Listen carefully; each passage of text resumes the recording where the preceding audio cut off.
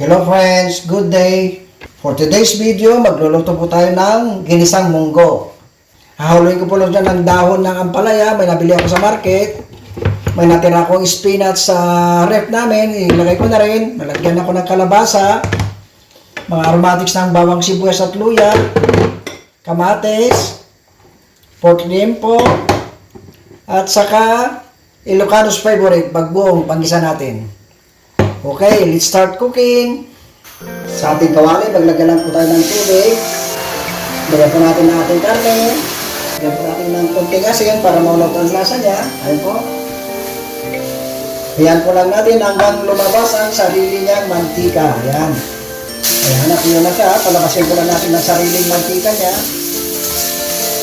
Ayan, light golden brown na siya. Pwede na natin ilagay ang aromatics. Bawang sibuyas at luya. Ayan po. Lumabas na po ang flavor aroma ng aromatics. Ilagay na po natin ang bagong na isda.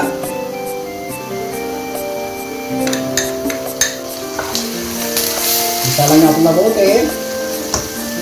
Pag nag-isa na mabuti ang bagoong ng ganyan, ilagay po natin ang kamatis. Ayan. Tulog ko na po ating kamatis. Ito itong kalabasa. Ayan. Ito natin yung munggo na pinakulang ko kanina. Ayan. Ayan po. Ayan. Ilagay ko na isang pork cube. Ayan po. Ayan, malabo na po na ating kalabasa. Luto na rin po ating munggo. Lagay po tayo ng sili. Ayan.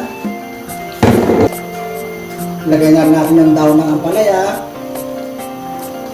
Ayan. Dahon ng alokbate. Or spinach. Ayan po.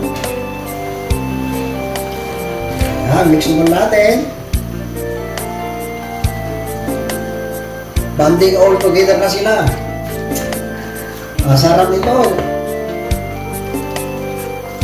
Super sarap.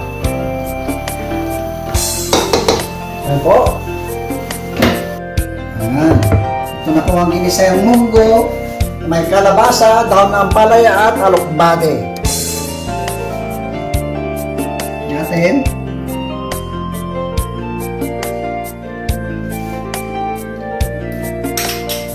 Ang sarap. Grabe. Nagkima St. George. Perfect. Mahal tayo, may kamsat.